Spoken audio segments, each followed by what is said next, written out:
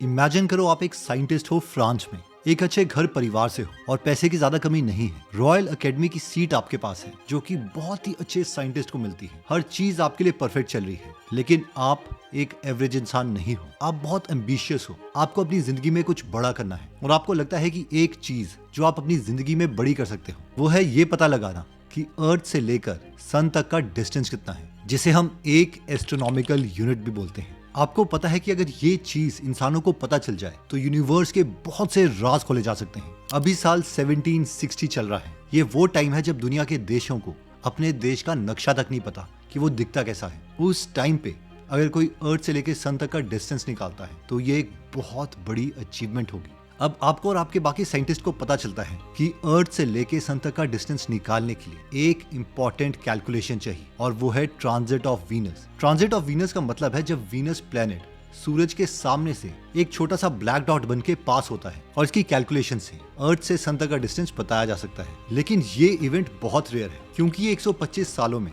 सिर्फ 2 बार होता है, यानी हर इंसान जिंदगी में इस इवेंट को सिर्फ 2 बार ही देख सकता है। और जब ये 2 बार होता भी है तो भी ये 8 साल की दूरी पे होता है। यानी अगर आप 1760 में हो तो उस वक्त पर आप इसे 1761 में देखते और उसके 8 साल के बाद 1769 में। और अगर ये दोनों डेट आप मिस कर देते तो उसके बाद ये इवेंट 1874 में होता, यानी 125 सालों के बाद, जिस वक्त पर आप जिंदा भी नहीं होते। Just to put this in context, अभी 2026 चल रहा है तो नेक्स्ट वीनस का जो ट्रांजिट होगा वो 17 दिसंबर 10 को होगा और उसके बाद 25 दिसंबर 8 को। यानी हम सब जो ये वीडियो देख रहे हैं हम में से कोई भी उस वक्त जिंदा नहीं होगा। Okay, so coming back to the story, 1760 में आप और आपके साइंटिस्ट फ्रेंड डिसाइड करते हैं कि आप सब दुनिया के अलग अलग कोने में जाओगे और हर कोने में जाकर आप सब ये टाइम नोटिस करोगे कि वीनस सन से गुजरने के लिए कितना टाइम ले रहा है। और आप मार्च 1760 को फ्रांस से निकलते हो पौंडीचेरी इंडिया के लिए, और वो भी इस डिस्टेंस से जो कि अपने आप में एक लंबा साल था। लेकिन जब शिप से आप मॉरिशस तक पहुंचते हो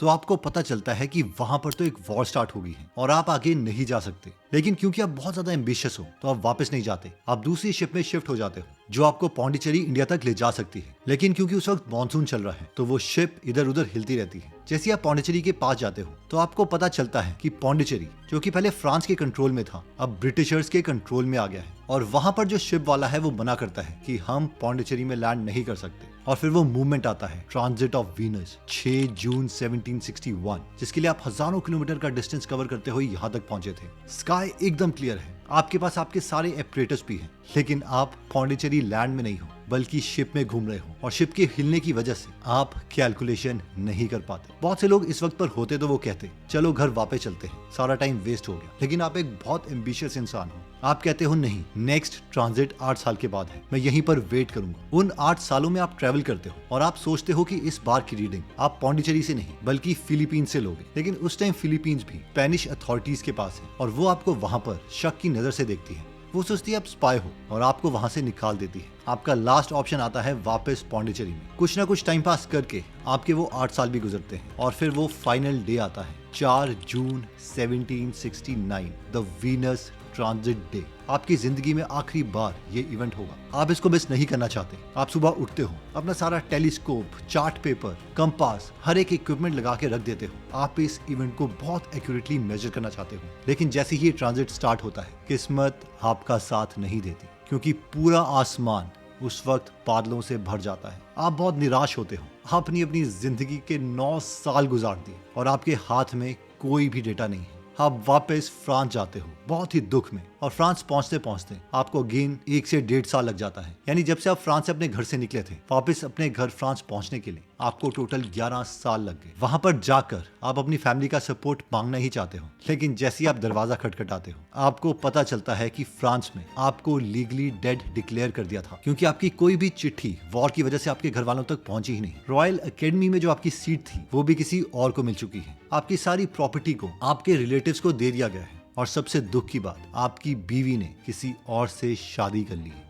अब ये जो स्टोरी है वो रियल है और इन फ्रेंच साइंटिस्ट का नाम था गियोम लू जेंटी। मैं जानता हूँ ये स्टोरी एक बहुत ही एक्सट्रीम एग्जाम्पल है। ये दुख वाली स्टोरी है, एक ऐसे इंसान की स्टोरी जो बहुत ही एम्बिशियस था और उसके करियर की वजह से उसने रियल लाइफ में बहुत कुछ सैक्रिफाइस कर दिया। और सेम चीज ग्रेट साइंटिस्ट टेस्ला के साथ भी हुई थी, जो कि इतनी इंटेलिजेंट होने के बावजूद अकेले बुढ़ापे में एक कमरे में मरे। अब इससे पहले कि हम आगे बढ़े और वो 5 केस स्टडीज देखें कि अगर हमारे कम फ्रेंड्स हैं तो इसका मतलब क्या है, पहले हम Canadian clinical psychologist famous Jordan Peterson का एक बहुत ही इंपॉर्टेंट पॉइंट समझते हैं, जिसमें वो बताते हैं कि एक्सट्रीम सक्सेस की एक्चुअल में पेमेंट क्या होती है। जॉर्डन कहते हैं कि अगर तुम सिर्फ करियर पर फोकस करते हो तो ऑब्वियसली करियर में तुम बहुत आगे निकल जाओगे। कुछ लोग, ज्यादातर बहुत से मैन, ये स्ट्रैटेजी फॉलो करते हैं। वो हर हफ्ते 70 से 80 घंटे काम करते हैं पूरी स्पीड में, बस एक ही चीज, करियर करियर और करियर। वो अपनी सारी एनर्जी एक नैरो फील्ड में एक्सेप्शनल बनने के लिए लगा देते हैं। प्रॉब्लम ये है कि वो लाइफ के बाकी पार्ट्स को मिस कर देते हैं और एक्सेप्शनल बनने का यही प्राइस है।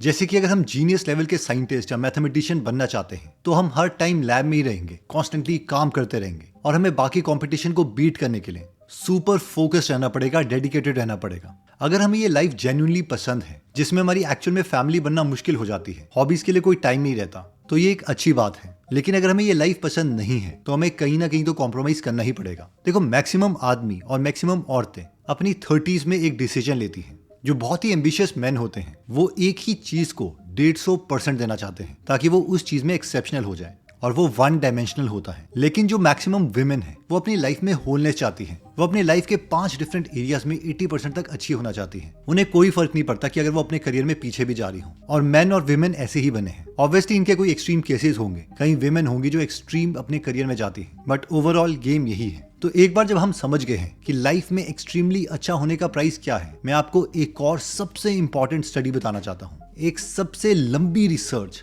जो कि 75 से ज्यादा सालों तक चली थी, और वो Harvard study of adult development थी, जिसका सिर्फ एक पर्पस था, ये पता लगाना कि लंबे समय में कौन से इंसान खुश रहते हैं और किन्हें कम बीमारियां होती हैं। ये स्टडी स्टार्ट हुई थी 1938 में, जहां पर शुरू में 268 हार्वर्ड स्टूडेंट्स को लिया गया और बाद में बॉस्टन के बाकी 456 स्टूडेंट्स को भी इंक्लूड किया गया। इन 75 इयर्स की लंबी स्टडी में 3 बार डायरेक्टर चेंज हुए, जिनके ये नाम है। अब होता यह था कि हर साल इन सब स्टूडेंट से नॉर्मल क्वेश्चन पूछे जाते हैं, इन डेप्थ इनके इंटरव्यूज किए जाते हैं कि इनकी वर्क लाइफ कैसे चल रही है, मैरिज कैसे चल रहा है, स्ट्रेस कैसा चल रहा है, फ्रेंडशिप कैसी चल रही है, और बाद में इनके ब्लड सैंपल और ब्रेन स्कैन्स लिए जाते हैं। इन 75 इयर्स की स्टडी की कंक्लूजन के बाद एक चीज पता चली कि वो स्टूडेंट्स जिनका थ्रू आउट लाइफ बहुत ही वार्म रिलायबल रिलेशनशिप था अपने फ्रेंड्स, फैमिली मेंबर्स और कम्युनिटी मेंबर्स के साथ, वो लोग ज्यादा हेल्दियर और हैप्पियर थे एज कम्पेयर टू उन इंसानों के जो कि अकेले रह रहे थे। फाइनली अब हम बात करते हैं उन 5 केसेस के बारे में कि अकेले रहने के भी 5 केसेस हैं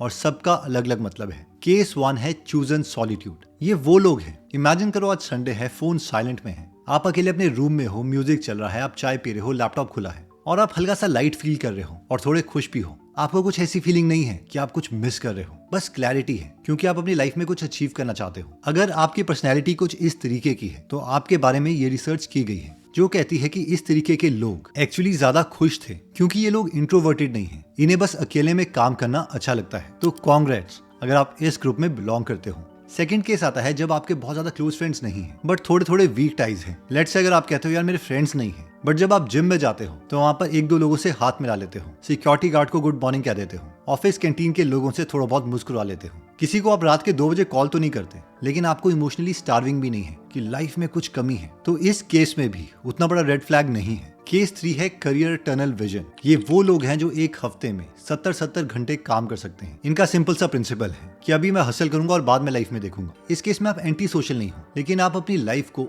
ओवर ऑप्टिमाइज करना चाहते हो, मगर जिसकी वजह से लाइफ में कई बार बर्नआउट भी हो जाता है और आप बहुत थक जाते हो। इस केस में हमारा अनहेल्दी होने का रिस्क इंक्रीज हो जाता है। तो अगर इस केस में हम बिलोंग करते हैं तो हमें कॉन्शियसली 1-1.5 घंटा निकालना पड़ेगा अपने बाकी फ्रेंड्स और फैमिली मेंबर्स के साथ सोशलाइज होने का। देखो, डेमिस हसाबे जैसे लोग हैं, वो कहते हैं कि वो हर हफ्ते 100 घंटे काम करते हैं और ये चीज वो ऑलमोस्ट पूरे साल कर रहे हैं। ये इनका क्लिप देखिए। I would say 3-4 years it's been unbelievably intense, and 100-hour weeks, 50 weeks a year, and that's the norm.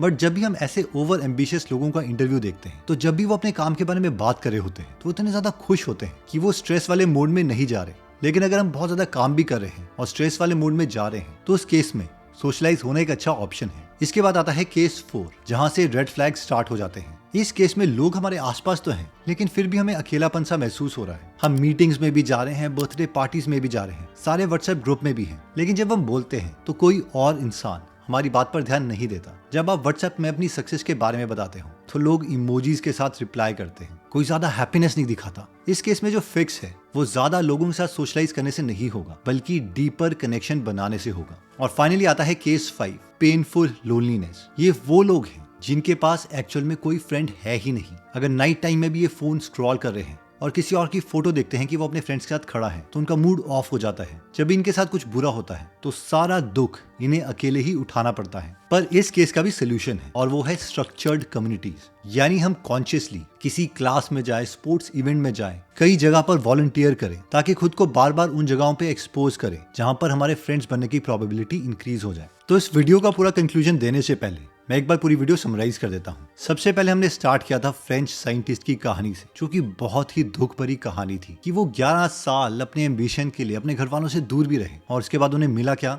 ना उनके करियर में कोई अचीवमेंट हुई, खुद की वाइफ ने किसी और के साथ शादी कर ली, उनकी सारी प्रॉपर्टी छीन गई, इवन उनकी रॉयल सीट चली गई। इसके बाद हमने देखा था जॉर्डन पीटरसन की थियरी कि जब भी हम किसी चीज में एक्सट्रीम होना चाहते हैं, यानी जैसे क्रिकेट के विराट कोहली, स्विमिंग में माइकल फेल्प्स, बॉक्सिंग में माइक टाइसन, या फिर इन्वेस्टिंग में वॉरेन बफेट, तो हमें एक ही चीज में बहुत ज्यादा टाइम देना पड़ता है, जिसकी वजह से मैक्सिमम केसेस में लाइफ की बाकी पैरामीटर्स छूट जाते हैं। और ये बहुत से मेन को एक्सेप्टेबल होता है, बट विमेन इसे एक्सेप्ट नहीं करती, क्योंकि वो एक होल लाइफ चाहती है। इसका सोसाइटी वाइज रीजन भी है कि मेन जितने सक्सेसफुल होते हैं उनको विमेन मिलने के चांस ज्यादा हो जाते हैं, लेकिन विमेन जितनी ज्यादा सक्सेसफुल होती हैं उनको उनका काउंटर पार्ट मिलने के लिए डिफिकल्टी होती है। इसके बाद हमने 75 ईयर्स की हार्वर्ड स्टडी के बारे में भी देखा था कि लाइफ में वो लोग ज्यादा खुश हैं जिनके फ्रेंड्स और फैमिली मेंबर्स के साथ कनेक्शन है। फिर हमने 5 केस स्टडीज के बारे में देखा था, जिसमें पहली 3 केस स्टडीज थी उन इंसानों के बारे में जो कॉन्शियसली अकेला रहना चाहते हैं और उन्हें मजा भी आ रहा है। सेकंड, वो लोग जिनका कोई डीप कनेक्शन नहीं है, बल्कि थोड़े बहुत लोग जानते हैं। और थर्ड, वो जो कॉन्शियसली अपने फ्रेंड्स और फैमिली मेंबर से दूर हो जाते हैं क्योंकि उन्हें करियर चाहिए।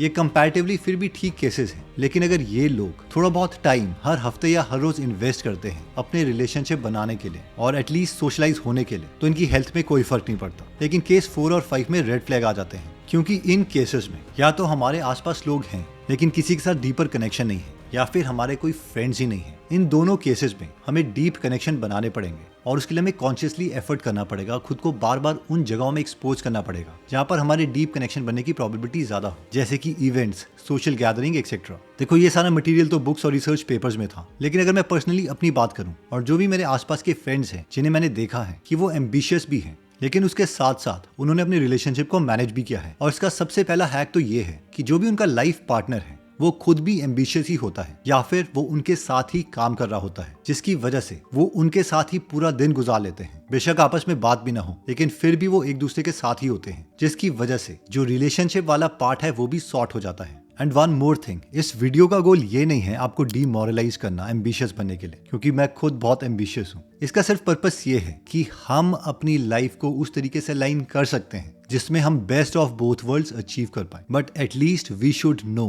कि what we are signing for. Naval Ravikant ने एक बहुत ही अच्छी चीज बोली थी। उन्होंने कहा था कि real test of intelligence is can you get what you want. यानी अगर आप बहुत ज्यादा इंटेलिजेंट हो तो वो इससे प्रूव होगा कि क्या आप वो चीज ले सकते हो जो आप चाहते हो। और इस चीज को बहुत से लोग गलत समझते हैं, क्योंकि इस चीज में 2 चीजें हैं, गेट एंड वांट। हम सोचते हैं जो इसमें गेट पार्ट है वो डिफिकल्ट है, लेकिन किसी चीज को अचीव करना डिफिकल्ट नहीं है। जो सबसे ज्यादा डिफिकल्ट है वो ये पता लगाना कि मुझे क्या चाहिए, वो है वांट। और 2-2, 3-3 डिकेड्स निकल जाते हैं ये पता लगाने के लिए कि एक्चुअल में हमें चाहिए क्या था। एनीवेज, अगर हम अपने एम्बिशन के साथ साथ अपने रिलेशनशिप को भी मैनेज करना चाहते हैं तो उसके लिए सबसे इंपॉर्टेंट चीज है टाइम मैनेजमेंट। और अगर आप टाइम मैनेजमेंट सीखना चाहते हैं from the perspective of Pareto's principle, तो आप ये टाइम मैनेजमेंट कोर्स कर सकते हैं। एंड आई नो ये आपके लिए बहुत वैल्यूएबल रहेगा। मिलते हैं नेक्स्ट वीडियो में। जय हिंद।